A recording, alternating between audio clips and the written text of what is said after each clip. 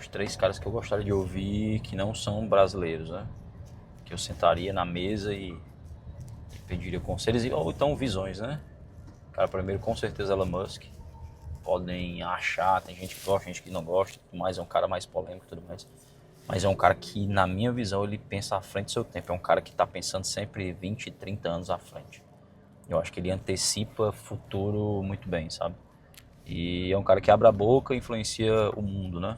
Sem hype, sem dancinha, sem nada. Então é um cara que lida não só no mundo empresarial bem, mas na influência, no poder e tudo mais. Eu queria entender a cabeça desse cara, o que é que ele pensa à frente.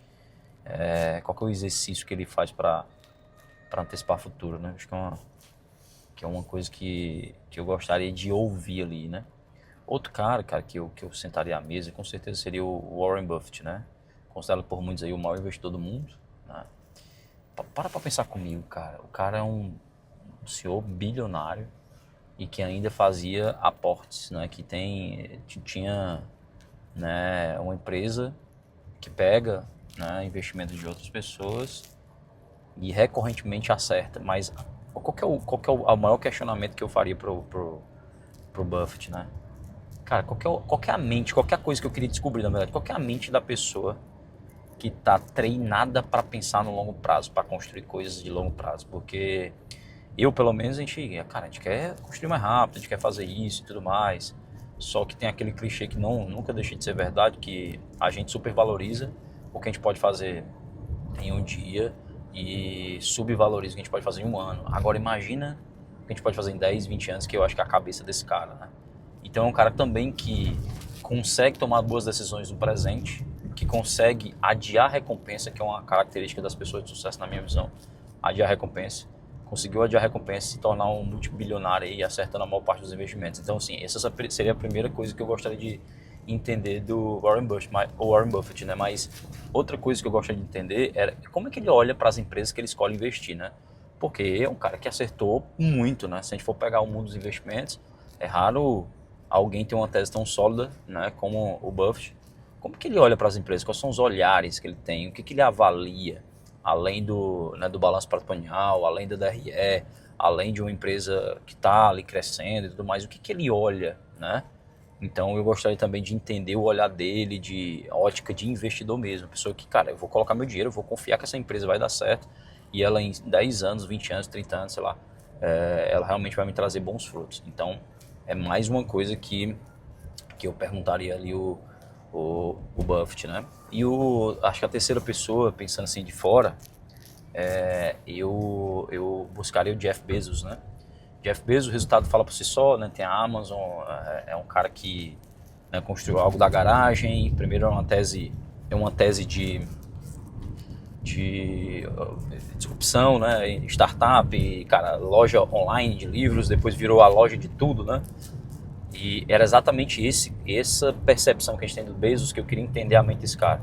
Porque ele entende, cara, de uma forma magistral o comportamento do cliente. Ele entende de uma forma assim, absurda a jornada do cliente. Cara, quem é que não compra na Amazon hoje e que não volta a comprar? Compra várias vezes, velho.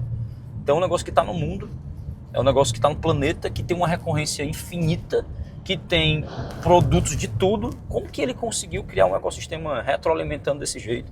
Qual é a mente por trás de um cara que pensa numa jornada dessa forma, que pensa em uma arquitetura de receita absurda, né? Então, para mim, o Jeff Bezos é um grande exemplo de um cara que entende muito de experiência do cliente, que entende muito de venda, que entende muito de ecossistema, que entende muito de startup, entende muito de tecnologia, né?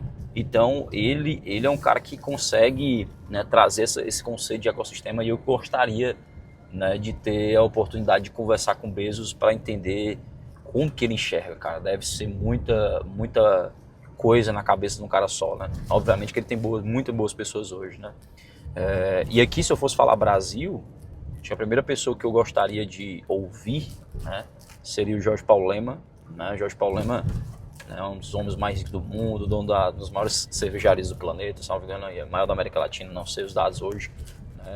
Banco, fundador de banco e tudo mais, fundo de investimento, é um cara que trouxe a visão de partnership para o Brasil, a visão de sociedade, é o cara que fala em construção, é o cara que trouxe, que fez com porque aquele conceito, aquele, né, clichê, mas que não deixa de ser verdade, sonhar grande, sonhar pequeno é o mesmo tamanho. É um cara de uma mente diferente, né? E aí eu também gostaria de conversar com esse cara. Como é que esse cara enxerga Brasil, cara? Como é que esse cara construiu algo do tamanho dele, né? Eu não sei se essa história que eu vou contar agora é 100% verdade, mas me chegou informação há muitos anos atrás, na verdade, faz muito tempo, que ele fez uma oferta para Coca-Cola. Olha o tamanho da ousadia do cara que quer comprar Coca-Cola, velho. Eu não sei se foi uma participação, né? Então eu olho para um brasileiro como esse, né, e me pergunto, me questiono, cara.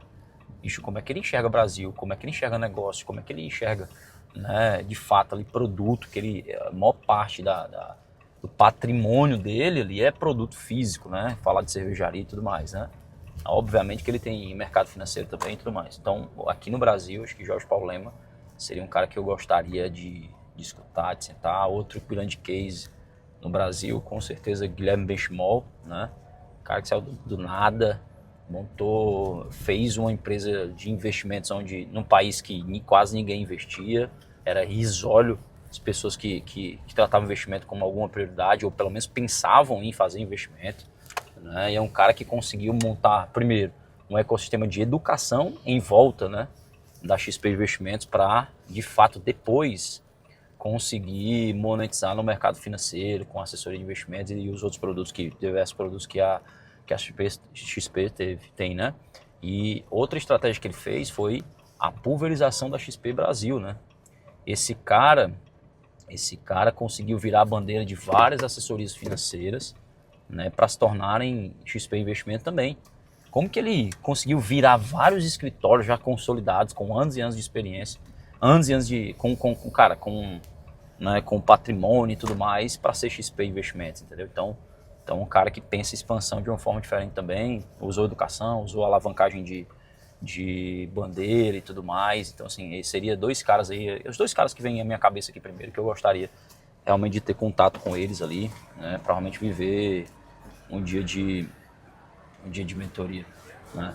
Então seria esses dois caras aqui no Brasil que eu gostaria de ouvir ali por alguns minutos, se possível por horas, né?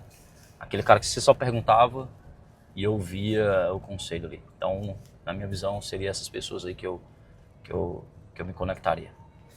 Turma, aqui mais um vídeo aqui, né?